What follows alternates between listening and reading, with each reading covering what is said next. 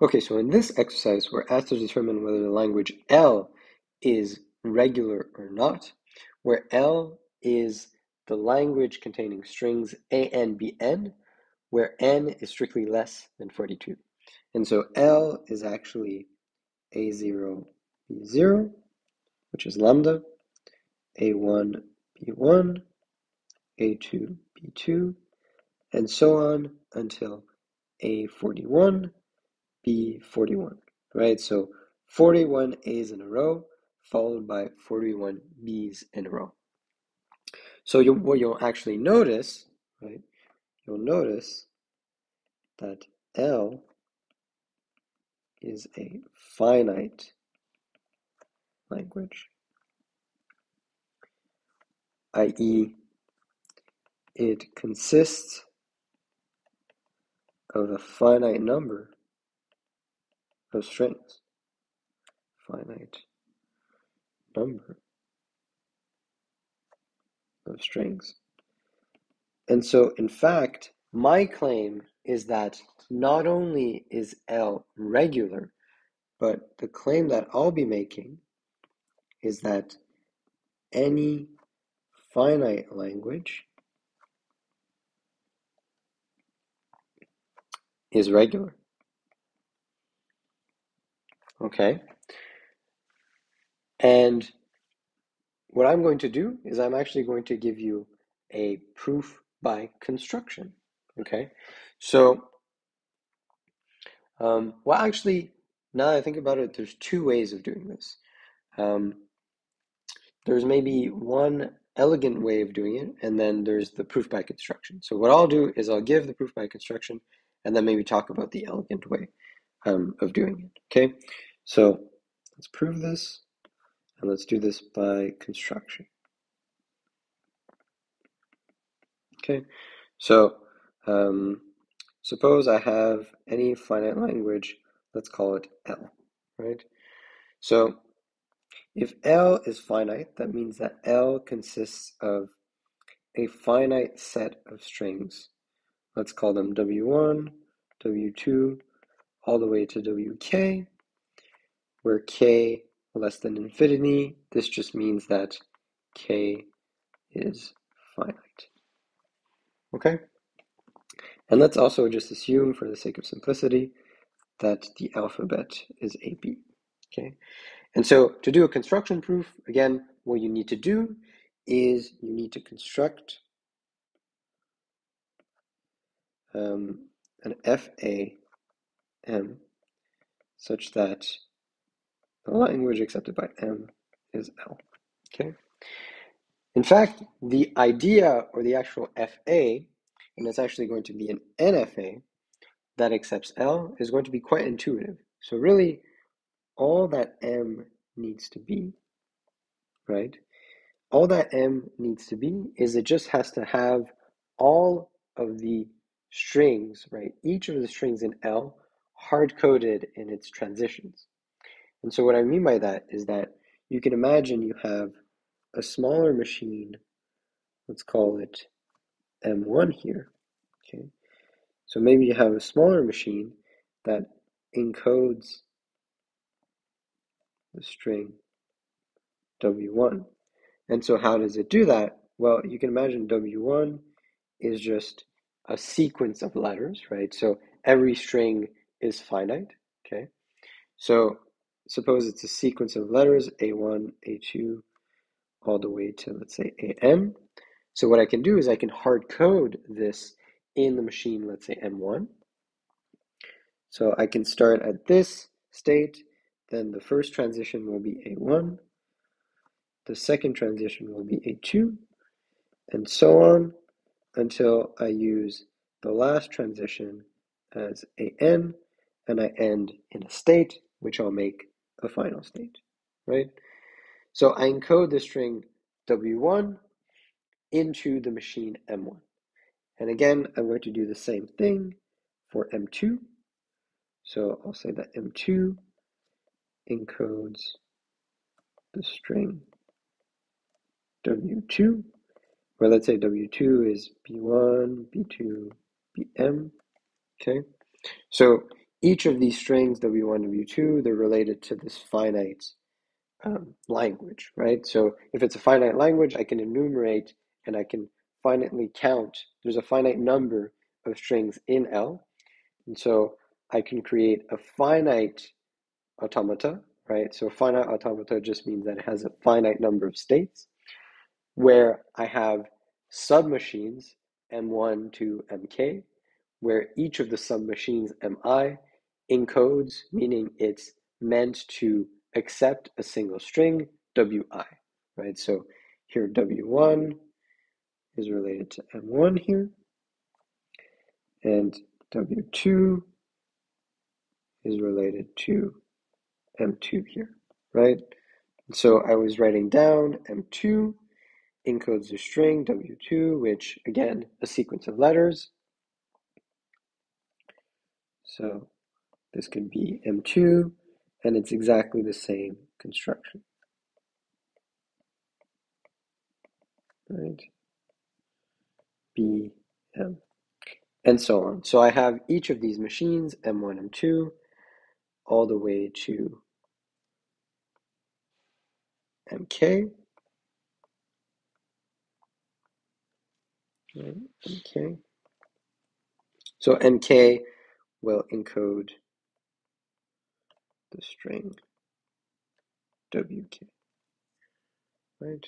So each of these machines, M1 to MK, accepts a single string, W1 to WK.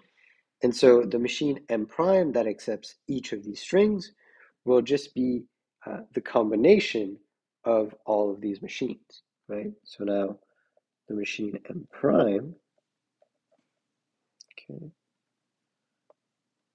the machine M prime has a single start state, and then it goes to each of these machines with a lambda transition.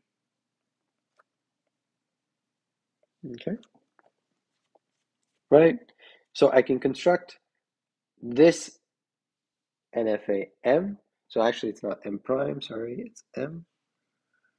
This NFA M that accepts all of the strings in the finite language L, right? So M accepts all and exactly all strings in L, right? And so therefore, L is regular, okay? And so the crux in this case, right? The crux is that strings have finite length. And so that means I can hard code accepting a single string into one machine, and that machine will have a finite number of states. And then if I have a finite number of finite machines, so the finite number of finite machines will produce a larger machine M, which still has a finite number of states, right? Which still has a finite number of states, right? So this extra remark in green is just to sort of convince you that this remains a finite automata. So you're not creating an infinite machine, right? Because if you could do that, then you could accept anything, right? And you most certainly cannot, as we'll see in future videos, okay? And so this was the proof by construction. The other way that you could have proved this, okay? The other way you could have proved this, so alternative proof, is that you could have said, well, define L1, or let's say Li, as the language containing Wi, right? So Li is regular, okay? And so you could have showed that with another construction argument here, right? But then The reason why I think this is a more elegant proof is because then what you could have said is L is the finite union of regular languages. And then you could have shown, right? You could have shown that the finite union of regular languages is regular. And the nice thing about that is that you can actually prove that by induction.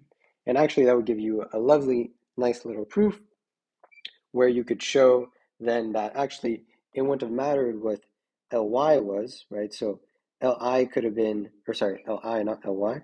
Li could have been any regular language, and you had taken, if you had taken the union, the finite union, right? So it's very important here that we state that the union is finite, okay? So if we had taken the finite union of these regular languages, we would have also gotten a regular language, okay? And the last thing that's interesting about this question is that we'll note, and we'll see this in the future, if we hadn't put a bound, right? So if we hadn't put a bound on n, right? If n was unbounded, then this language L prime will actually be not regular, okay?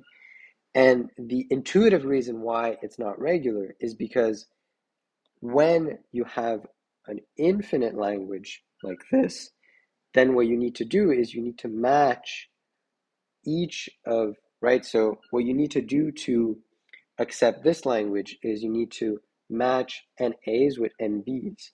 But now you can have an arbitrarily large number of a's, and then you'll have to match those with b's. But because n is now unbounded, right, you won't have a finite automata to do that, right? You need an infinite number of states. And so that's the intuitive reason why this is not regular. The more formal proof will be done using a pumping lemma, but we'll see that in the future, okay? But to go back to this actual question, right, to go back to the question that we're trying to solve, so I have this claim, which I've proved. So I proved it directly by construction here. I could have also proved it alternatively by showing another closure property. So this would have actually been another closure property. Okay, so that proves this claim, right? So it proves that any finite language L is regular, right? But then because we'll have noticed that this language L is a finite language, right? Therefore,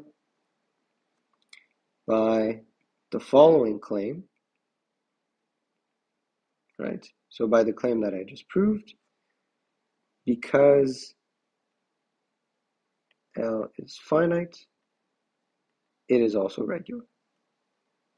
It's also regular, right? So you could have proved this directly by doing a construction for A0, B0, A1, B1, A41, B41, right? You could have created all the 42 machines and then shown that directly. But what I wanted to do is I wanted to show this more general result that it didn't matter what the nature of L was. As long as it was finite, you could have constructed a machine that would have accepted the language. And so that finite language, and in fact, any finite language, will have been regular.